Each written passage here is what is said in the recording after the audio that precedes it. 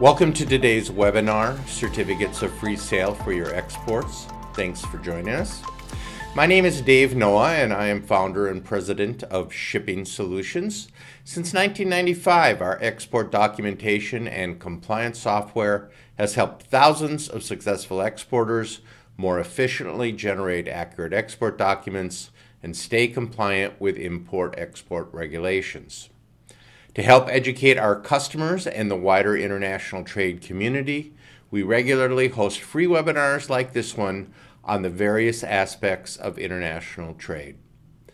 Today's webinar is a rebroadcast of a live presentation we hosted in June 2024 that featured Alex Sonnefrank from the American World Trade Chamber of Commerce, which Shipping Solutions partners with to provide chamberized certificates of free sale and certificates of origin. Alex explains what certificates of free sale are, when they are needed, what information they include, and how to obtain one. Alex is the Chamber's partnership manager and has helped with customs clearance for exporters throughout the United States, as well as in Australia, New Zealand, and South Africa. He has done numerous presentations on origin alongside the U.S. Commercial Service, as well as with several chambers of commerce in the United States. Because we are rebroadcasting a previously live presentation, we won't be taking any questions from the audience at the end of today's webinar. Instead, we will be listening to the questions that were submitted during the live broadcast. With that in mind, I'm happy we can present this webinar again. Fantastic. Yeah, thank you for the introduction there. Happy to be with everyone today to talk about this very important issue in international trade, the Certificate of Free Sale. I hope everyone's eager to participate. I hope everyone's managing under the potential heat dome. I know we have people from all over. I'm sitting in it right now. So hopefully temperature is going to be cooperative for everyone. As noted, I'm with the American World Trade Chamber of Commerce, and we're going to be digging into certificates of free sale. Specifically, we're going to be talking about what specifically a certificate of free sale is. Throughout, I might simply refer to it as a certificate of free sale, or there might be abbreviations COFS throughout the presentation, but just know that today we're narrowly and specifically talking about a United States certificate of free sale. So we're not interested in if, say, the goods are being sold in Canada or Mexico or somewhere outside of the United States. We're narrowly kind of looking at that area. There'd be other regulations, other chambers and regulatory bodies that may be able to issue certificates of free sale relevant to those countries when it is required. So some of this information may still be useful, but just know that that's kind of narrowly where our focus is today. I'm also going to highlight the spaces where we do issue certificates of free sale, why we are a vendor for certificates of free sale as well as just kind of touch on information you're going to need to fill out the form and some of the extra steps that happen on our side or what might also be needed kind of commonly after actually getting the certificate of free sale. Moving on, so specifically who we are. So we are a Chamber of Commerce. We're a documentation provider partner of Shipping Solutions. So in cases where a document needs to be chamberized, that could be a certificate of origin, a certificate of free sale, could be a specific certified declaration that you're looking for, could be an invoice. We're a provider in that space. We also can do embassy legalization as well, which we may touch on afterwards. We're a chamber that is set up in close partnership with the International Chamber of Commerce, which is the ICC. That's the same group that does things like Incoterms or some of the banking standards internationally. We're the U.S. delegate to the Certificate of Origin Council that they maintain, and we also have staff that have gone through their formal training system as well. We also do a lot of export documents, so I like to highlight that we issued around 60,000 last year. And this year, we're doing about 20% over month by month of what we did last year. So it's looking like we're getting some increased volume there and definitely doing a lot of documents in this space, which is part of the reason outside of the formal training that we're comfortable talking about these issues is because we do a lot of documents. We see what customs commonly wants and hope to kind of pass some of that information on to people here. But getting in and focusing on a certificate of free sale, there are a few big distinctions that I do want to make. Firstly, The certificate of free sale doesn't have the same level of international standardization that might come with, say, a certificate of origin. For the certificate of origin, we do have an International Chamber of Commerce guideline set. They've been working to try and build guidelines for the certificate of free sale. We just aren't there quite yet. So there is a little bit more variance country to country in terms of what chamber policies might look like for chambers that are issuing the certificate of free sale. We also have variations in the name, right? So I get certificate of US sale, I see free sale certificate, kind of the same words, maybe just in a different order. I still see some reference to the document as a gold seal certificate, which we do apply a gold seal to the document, but I don't know that that's really the defining description for it, but that is a way we see for a label of the document. So just know it's a bunch of names all kind of referring back to the same fundamental document. In terms of who issues the document and what customs might be looking for, different parties are going to be eligible to issue certificates of free sale. There are certain spaces where the FDA, the Food and Drug Administration, so the federal body in the United States, issues these documents out. That oftentimes is going to be a place you're going to look for if you're doing something like a medical device sale that needs to have that FDA approval, or if, say, you're selling prescription drugs or vaccines or something like that. Commonly, if you're going through customs registration, they're going to look for something that might have come from a federal body, but we can help when there are cases for an importer requirement, or if there's a requirement for a certificate of free sale and there's maybe a gap in terms of the regulatory body around the certificate of free sale. So I mentioned a moment ago, so the FDA does commonly issue these for medical devices and for prescription drugs. That's always going to be a really good place to kind of look. You will have already needed to have an FDA approval in order to be selling those things in the first place. And so requesting a certificate of free sale can actually be relatively easy. Their only challenge is that it can take quite a while to actually get the document back to you.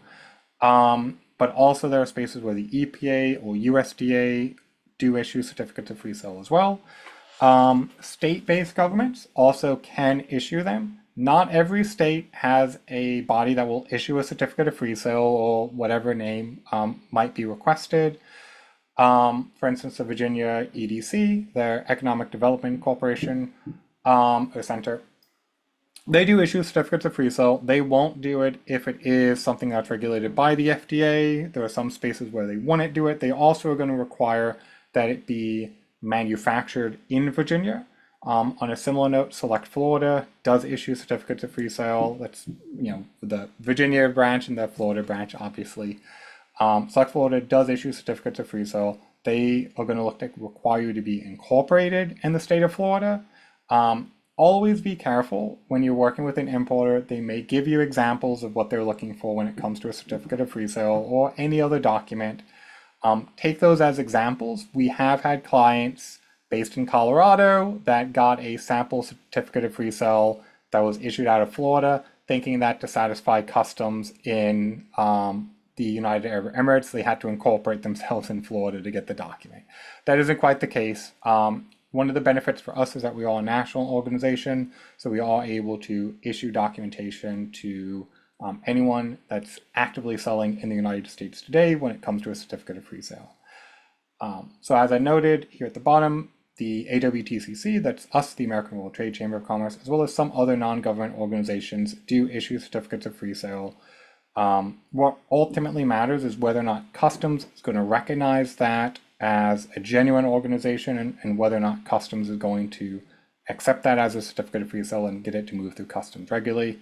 One of the benefits for working with us is because, again, we do a lot of export documentation and we have a close partnership with the International Chamber of Commerce. That oftentimes makes it a little bit easier for us to liaise with customs and make sure everything gets through, that there isn't any kind of detainment issue or anything like that, and you can move through customs smoothly. I think I've somewhat touched on some of these pieces already, but in terms of when you're actually going to need a certificate of free sale, there's always going to be two major categories. And I think these really float into kind of any other export documents as well.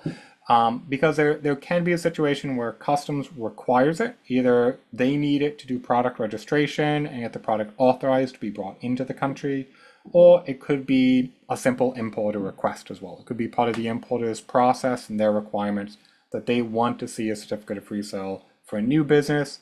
We even have some instances where the importer wants it for every single individual shipment, which is unusual, but importers can be unusual, to say the least. So, for instance, some common situations we see today, at least, would be for the customs requirement. We see that a lot in countries where the United States has a free trade agreement with the country of import. So that could be, for instance, a lot of the countries in Central America, like Costa Rica and Panama are probably two of the more common ones there, where they're going into Costa Rica. That free trade agreement aligns Costa Rica's requirements pretty closely with the requirements set in the United States for selling that particular product. So if you can demonstrate the product's being sold in the United States, generally that is going to be enough to convince customs that it's safe for them to have it brought into the country. We don't see that too often with Canada and Mexico, so within the USMCA agreement, just because, again, those barriers are even smaller still than it would be for other free trade agreements that we have outside of outside of Canada and Mexico. But again, you can imagine if you're shipping Costa Rica, it's something that really helps kind of minimize that process. We're also seeing Middle East very, very commonly, and Asia Pacific somewhat commonly as well. So outside of Australia and New Zealand, the countries within that Asia Pacific area, as well as, of course, the Middle East, we're seeing very commonly. Middle East in particular, a lot of you may know, tends to have stricter documentation requirements, may require you to go through things like getting the GMP or maybe some ISO certifications or other documents along with it, and may actually require you to jump through some extra hoops as well, and even do embassy legalization, which we do more commonly see for the certificate of free sale than other export documents like the certificate of origin. On the importer request, it's always important to kind of make sure it's clear what the requirement actually is. Is it a requirement that's being put forth by customs, and this is precisely what customs needs to let through the shipment? Or is it something where the importer has it as part of their process, where they just want to see the document in place, and that's kind of their space, right? Because obviously that can potentially change what kinds of hoops you need to jump through, or who might even be issuing the certificate of free sale. In terms of some common verticals, we can work with quite a few different products. We don't necessarily restrict ourselves to not issue something if it is possibly covered under another area, because again, there can be cases where it's just an importer requirement. I don't want to present that what we issue is the same as an FDA certificate of free sale. There are going to be countries that are going to be requiring that if you're doing something like medical devices. But common spaces where we, I think, fill a gap that it's difficult to get documentation for right now in the United States would be things like herbal supplements, a lot of cosmetics. That's probably the number one there. We do things like CBD products, which again aren't going to be regulated anytime soon under the FDA, so they pass a lot of that on to us. I've got fragrance items, so that could be things that add aromas to an area, but also things that remove odors. That's actually a big vertical as well for us, as well as a lot of things that might come in contact with food. So things like sandwich bags, cutlery, things like that, that typically you have a tough time getting a certificate of free sale from a federal organization. I think customs tends to recognize that U.S. maybe has less regulatory restrictions, but as a result of that can make it a little bit more difficult to actually get certain products into the country you're actually trying to bring them into. But now getting into maybe some of the more focused areas in terms of what the certificate of free sale actually is. So do take a moment just to kind of look on the side there where you can see a sample of what our standard certificate of free sale is going to look like. The sample obviously is lacking a genuine signature. It's also lacking a notary. We do actually notarize all of the documents that we get. We notarize certificates of free sale typically, right? And when I say typically, that's because we're generally working with these as a physical document. While for invoices, certificates of origin, we're really happy electronically stamping and issuing them back to you. The certificate of free sale tends to be a little bit more old-fashioned in terms of what customs is looking for. So they want to see a notary on that signature line, and just there isn't, an international standard for recognizing an electronic notary. So we're typically working with physical documents. There have been cases where something's detained by customs because the exporter did not prepare a certificate of free sale. And we've been able to work with customs directly to get an electronically stamped and signed version of the certificate of free sale into their hands, into customs hands, so that they can release the product and get it into the country. So know that working with us, we'll try and do everything we can under the sun to get your product moving quickly. Generally, we're doing this as a physical document, but we do have those spoke situations where customs has kind of given us permission to send the electronic document out to them directly. In terms of some more particulars on what the certificate of free sale is, we always like to highlight it is a country-specific document. So you're essentially saying, I'm a company in the United States and I'm going to be selling these products. I'm intending to bring these products into, let's say, Egypt, right? If you have other countries you plan to ship to, you're going to need other certificates of free sale in order to make that happen. But you're not going to necessarily need an additional certificate of free sale every single time you're bringing that same product into Egypt. So it's not going to be specific to an individual shipment. You could potentially reuse it. And it's not specific to an individual product. You can have multiple products listed on one certificate of free sale. Generally, we're going to ask that you give the product grouping that your company tends to operate under, and then you can list what would be kind of like a high-level description of the product, right? We're not necessarily looking for SKU numbers and things like that. We want to understand a good high-level component to what the actual product looks like. As I noted, we have these documents stamped, signed, dated, and notarized on our side. They're mailed back to you, and but we do not put on them any kind of an expiry date. So we don't have a valid until statement on the document. Generally, these are going to be used for your first shipment into a country to help get the product registered. So you're not often going to need to get them reissued, but we do say that if it's been over a year, customs probably will be a little bit less eager to work with it in that case. So I would say best practice is to make sure they're renewed annually. But again, it's generally going to be an initial barrier to get that product registered into the country. And then once you have that done, you're able to kind of move through more easily in the future. Obviously, you might expand your product base. You might go into different areas. That might require preparing a new certificate of free sale, but you don't have to necessarily replace the one that you had previously. Who do we issue to? I want to be very, very explicit in this situation. So we issue to the exporters predominantly. Sometimes we do have manufacturers reaching out to us, and just to kind of remind everyone, AWTCC is the American World Trade Chamber of Commerce. That was early at the beginning of the slide deck. That's a chamber that we're a part of that issues documentation. We issue certificates of free sale to exporters. So if you are a manufacturer, you're selling to a distributor, and that distributor is going to be selling the product internationally, the distributor is who needs to be registering with us because that's who's acting as the exporter.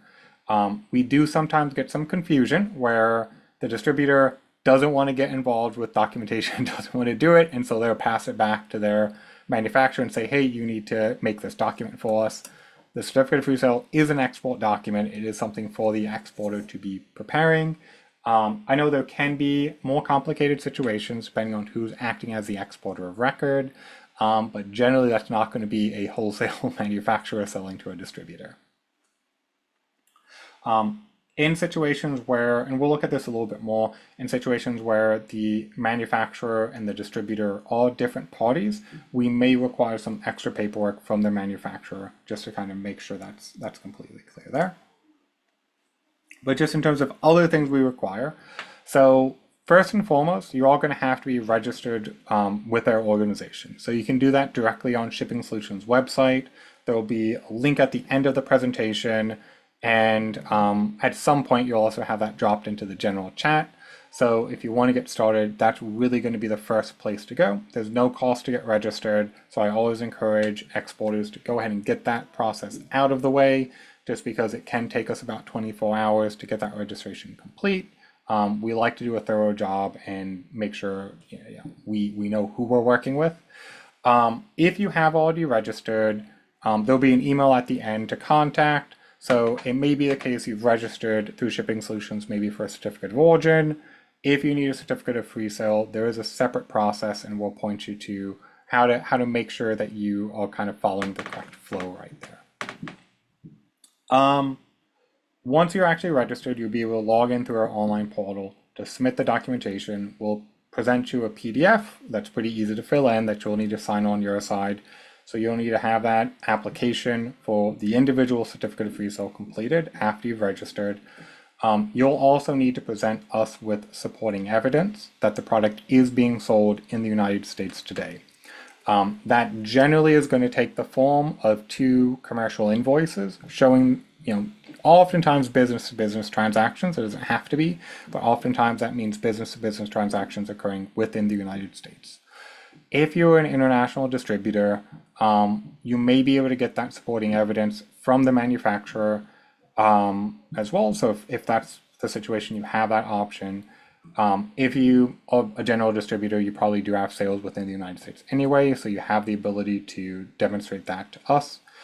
If you wish to, or again, if you're getting the information from your manufacturer, if they wish to redact the actual dollar value of what was sold, that is permissible. So if you're trying to kind of restrict that from getting passed around in terms of what you're actually charging other customers for a product, we do permit that. We just need to see that is being sold and have something in place that we can validate that is correct. As noted, if you are acting as a distributor, if you're not the actual manufacturer of the product, we are going to request a manufacturer's declaration. We'll look at a quick sample later, but essentially that's going to be a declaration typically on their letterhead that someone on the manufacturer's side will sign, just establishing the relationship between you, the distributor, and them as the manufacturer, so that we can see that there is a genuine relationship there. We really do push on that. That is something that we are pretty firm on. We have had cases, almost comical, where people have said, we don't want to go back to our manufacturer for that because we're a distributor and we're restricted where we can sell the product. We're not allowed under that agreement to sell it internationally. Well, that's exactly why we look for these sorts of agreements, and that's why we have that kind of a policy and a rule in place. And then, of course, that generally is going to cover it. We will do our due diligence on our side to ensure that the product is being sold within the United States. That may be additional research on our part outside of what was part of the actual application documents, but we do reserve the right to request additional paperwork or evidence or anything like that as well, just in case we need something extra to kind of make sure we're confident in certifying the product. Again, part of the reason we're able to issue these is because we are very safe in terms of what we're actually issuing out, because we do a very thorough job in vetting companies that are registering with us. And that essentially means that we don't generally mess up, and customs is pretty confident in trusting us.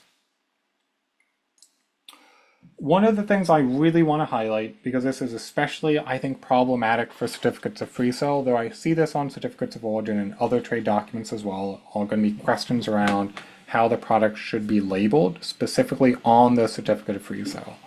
It's really important that to understand the function of the certificate of free sale is that there's going to be an order into, again, let's say Costa Rica. They're going to get a certificate of free sale, and they're going to get an invoice as well, showing the transaction between you and the importer. And they're going to look at that certificate of free sale and that invoice and make sure that there's consistency between the names of those products. If there isn't consistency, there's going to be potential extra questions or extra, paperwork and work that you probably don't want to go through. So really you want to make sure that the certificate of free sale, whatever they're using to define a product, is going to be how you're defining that product on an invoice or on a certificate of origin or any other documentation that you're using to actually get the goods into the country. I have an example here. This was an example that I made up, but I do think I could probably pull it from a couple of sample documents that we've gotten in the past, where we have really the top one is kind of jargon, right? It probably makes sense to an internal accounting team, probably makes sense to whatever accounting software or sales order software you're using, but it doesn't necessarily make sense to a customs official. It doesn't necessarily make sense to the importer. One benefit that we have here is that English does tend to be the international language for trade, but we should probably use that English when we're actually writing out the descriptions of products, right? And so customs, if you want something like the top line to appear alongside the more easy to understand statements, that makes sense. But in terms of what's going to be on the certificate of free sale, we want something that is a meaningful description. So it could be simply chaga mushroom extract in this example, could be what you're saying you're going to be selling on the certificate of free sale. And then on the invoice, you might have that specific, 60 capsule bottles component. So the top one, again, customers doesn't really mind your SKU. And we oftentimes get that kind of a question too, is that you can imagine maybe they have 3 SKUs for a product because they're selling some kind of an herbal supplement. They have a giant 1,000-pill bottle, they have a 60-pill bottle, and then they have a 5-pill sampler that they sell, right? We don't necessarily need every single item, but what we do want is something that's going to be consistent then with what's going to appear on the individual invoices. Moving on, here's a sample manufacturer's declaration. We can send this out as a sample or help you with sample wording and suggested wording. But if, let's say, you are selling the product internationally and you're not the manufacturer and you want a certificate of free sale, we are going to request a manufacturer's declaration just to really formalize that relationship between you as the exporter and the actual manufacturer and to showcase that the product's being sold within the United States. I feel like I've highlighted this a couple of times, but it's because we do get a lot of questions on it. I think it is a stumbling point for some exporters. But I won't, because it's touched on, I won't spend too much time there. But I do want to touch on embassy legalization. So that is something, as noted, we do commonly see for certificates of free sale. So after that chamber stamp, signature, and notary is applied to the document, oftentimes situations come up where the customs authority wants the product to be, legalized is a word that we used, embassy certified or apostilled, similar words for potentially different stages of the process, right? Different countries have different rules, but just know that we can actually carry the document through its whole life cycle. So if you submit a certificate of free sale to us and you're shipping into Kuwait and you need the document to be legalized by the embassy, we can go through the necessary steps to actually get it legalized by the embassy and then get it back to you. Now, always be careful, don't request it unless you know that it's going to be a requirement.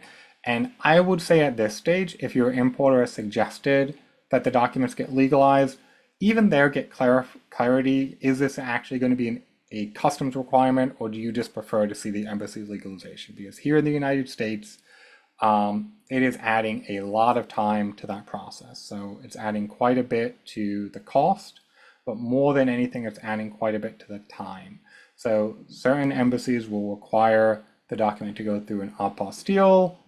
Essentially, I don't want to get into all the specifics here, but there's some extra fancy pieces of paper put on top of the certificate of free sale. One of those needs to go through the US State Department. That piece of the journey right now is taking between 3 and 4 months. So you're looking at a really significant leg if you're looking at a country whose embassy requires you to go through the US Department of State to get the apostille done prior to the embassy looking at it. So just be aware, that can add a lot to the time. On our website, we do have a list of embassies for their costing and timing that you can look up. We're keeping that pretty well up to date because, again, things do change. Hopefully we see some increase on the US State Department side. We're also trying to work in some cases directly with the embassies. So for instance, with Egypt, we have unique permission to give them the documents directly. just because they know who we are, they trust us, so we're able to kind of bring it to them directly and skip some of the extra steps. We recently got similar permission with the Iraqi embassy, so there are spaces where we can save you some time potentially if you're looking at that legalization flow. And close to the end, but just a couple of trends that we do see. I want to highlight that overall, a common, I would say like one thing that's not listed here, but it gets into like the last point, which is general increase in strictness, is that we are seeing globally an increase in fraud attempts. So there are a lot of situations where we're seeing we're seeing basically unscrupulous behavior, companies that don't exist but maybe have convincing websites trying to do business. The byproduct of that is that we are seeing customs get stricter, we're seeing importers get scareder, so they're more likely to say, we want to see this document because it'll help legitimize you guys, and we want to know that we're working with a reputable organization. We want to be able to reach back out to the chamber even after they've gotten the document and ask them to validate and verify that the certificate of free sale is genuine, that we provided to them. So we're seeing upticks across the board in some requests. That's why I mentioned earlier on, we're seeing a pretty big increase in request for documentation. Certificates of free sale in particular is an area that we're seeing a pretty large increase in request. So just know, if you've never been requested a certificate of free sale before and you're watching this slide deck saying, you know, we just had our first request, because you're watching in the future after the recorded version, or maybe even right now you've gotten your first request and the timing just lined up really nicely. It is the case that companies are being a little bit safer if they're buying international products. And it is specifically because, you know, we've seen some instances firsthand even where, you know, companies have been ripped off, and so they afterwards become a little bit stricter and they might push for that chamberized certificate of free sale just to kind of help put their mind at ease and help make sure they know that they're actually working with a business that exists and is actually going to be sending them product. And then finally, just a few little points here. I think we already dropped in the chat earlier where you can go and get registered. Again, there's no cost to actually get set up with the program, so it's always beneficial to go ahead and get that out of the way now. This concludes Alex's presentation. At this point, we use the remaining time to answer a few questions from the webinar attendees. Remember, this is a rebroadcast of that original webinar, so we are not able to answer any new questions. We have been asked by Columbia to provide a CVL issued by the Chamber of Commerce that basically says that the company exists since XXX date, the address, phone number, the legal activity it is allowed to perform, and that it is active to conduct business. They stated that they receive from a Chamber of Commerce. How do I request one? So I think that's getting kind of into the other documents that we can support. So we can do certified declaration. So if you want to make a declaration to us, we can essentially receive that and just certify that we have received that declaration. So we can work on some of the exact wording with you to make sure that it's in line with what you're looking for. I think it was mentioned as well, you can get a certificate of good standing. I might also clarify on that point. The CVL that they're looking for is actually certificate of good standing. I forget what it is in Spanish. Certificate of good standing. But you generally can get from your state. And one thing I did not clarify in here, that Alex makes a good point about, a lot of times we add a chamber declaration to that state certificate of good standing. That is frequently requested. So you can get it directly from your state, may not even need to involve the chamber, but if they want that chamber certification, as Alex said, we can add a declaration to that. And again, it's really just about, in some cases, it might be easy to set up an LLC and be in good standing, right? So they just want a little bit extra legitimacy there, right? So they just want a little bit something extra to show that they're working with a chamber in that country, and they've in some way been vetted by another organization and made a formal declaration to them as well. Okay, makes sense. The second question that Brian answered was related to the information that needs to appear at the top of a certificate of free sale. Is it the U.S. information should be at the top, or should it have the Singapore or the country of import information at the top? So for the certificate of free sale, we're going to be looking for your business information primarily. So we're interested that you're shipping to Singapore, so there will be a line to specify the country that you're shipping to, but we don't need you to state the business that you're going to be shipping to. Because again, it's not specific to an individual shipment. So let's say you're selling to 3 companies in Singapore. You can use the same certificate of free sale for each one of those, actually. So that's one positive thing, is you may not need to get redundant information. Okay.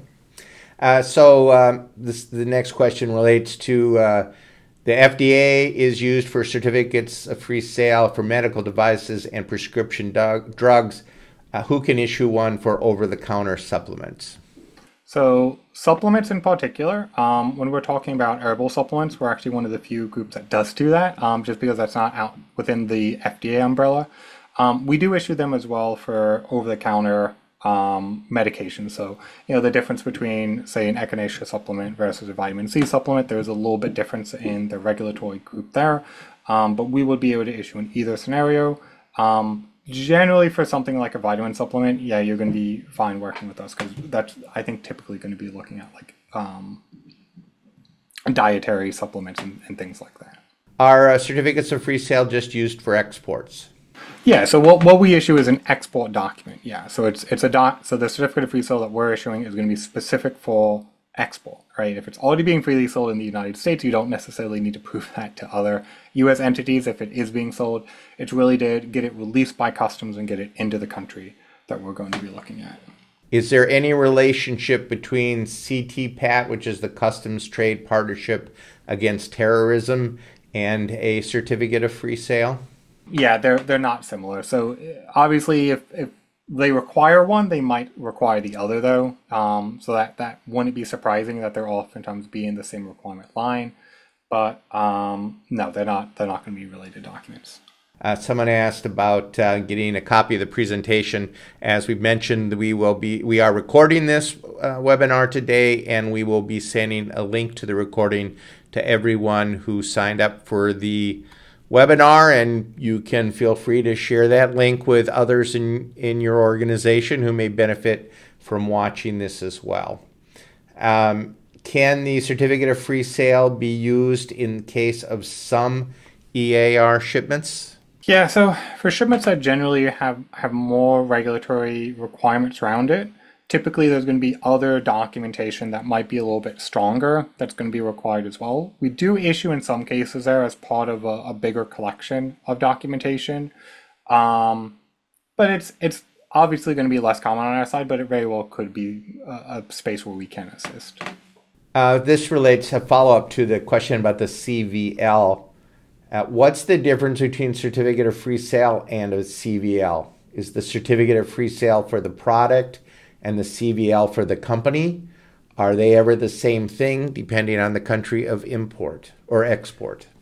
I think they got it exactly there. Yeah, so it's going to be, one is going to be to legitimize the company and showcase that the company is actually incorporated in the state or in that organization, whereas the certificate of free sale is going to showcase the product being freely sold within that area. It could be the case that there's a company that's incorporated but isn't selling something, or maybe even has like a spoke solution, right? We do see that as one kind of common hurdle where they've made something specifically for export that isn't being sold yet in the United States. And so that sometimes can be a hurdle for us. But one is going to be to legitimize the company. The other one's going to be to legitimize the actual product. Could you please review what was meant by the statement registration/first shipment outside a U.S. FTA zone? I think I'll go back, a little bit in terms of what I was trying to refer to there.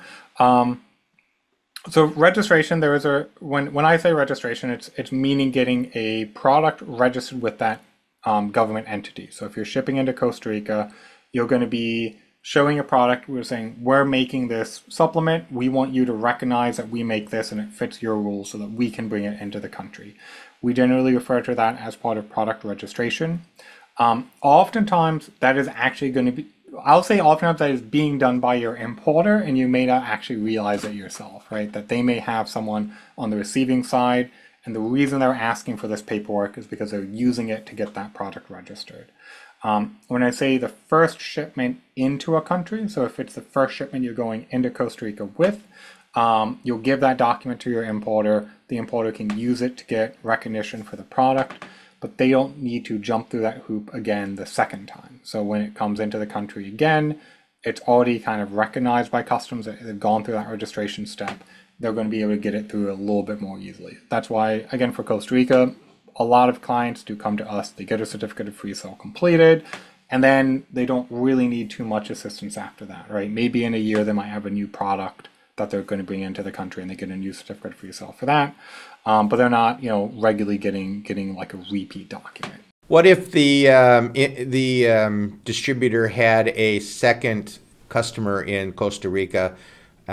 Would they need to provide a certificate of sale to that second customer, even though it's a product that they had a different customer import and register? So in that situation, it's possible the importer won't need to go through registration again because the product's already been recognized, but they can still provide the importer that certificate of free sale, and generally customs is going to be able to work it out that we've had this come from this client in the past, and so we can kind of match it out. They won't need to come to us to get a new certificate of free sale, though. They're able to use the same one that they had previously. If there's a situation where, again, they're in Costa Rica, the importer is requiring it because they believe they're going to need to jump through registration, even if that's already happened, and whatever we provide you has been lost or destroyed, and you need us to reissue it, we can do that as well. So we can issue back the same one that we provided earlier, or if there's slight changes in the product, we can prepare a brand new one as well. So Peter's asking, basically summarizing what a certificate of free sale does. So for a shipment to like Kuwait, I could just provide one certificate of free sale that'll last for almost a year, and that would be good to use for more than shipping to one location in that country of Kuwait or whatever country it's a country-specific document. Yeah. It's not going to be specific to one buyer. It's not going to be specific to one shipment. But it's also not going to be the same as something like a certificate of origin or commercial invoice, right, which customs might require, so it doesn't necessarily replace other documentation needs, but it is something where you don't have to look to repeat it each time. I always put an asterisk to that because, again, sometimes importers can be difficult or have odd esoteric requirements. In those cases, you'll have to liaise with them, right? It is a partnership between you and your buyers to make sure that everyone's feeling comfortable and everyone can kind of move things along smoothly. Which, of course, is the case in all documents that you're sharing with your importer. That's definitely a partnership and something you should be in communication with them about. Can you provide a certificate for meat products, canned meat, pasta, etc.? Those are a lot less common. And I think it's because they're generally going through USDA or through other organizations that have requirements. So we can issue certificates of free sale. In that case, is just less common. So be a little careful. Try and be clear in terms of what the importer is requiring on your side to move everything through. So we ship multiple electronic equipment that can be in larger quantities from the same manufacturer. Do we need a certificate per item, or can we get one certificate per manufacturer with the list of items? So yeah, you can have a listing on the certificate of free sale.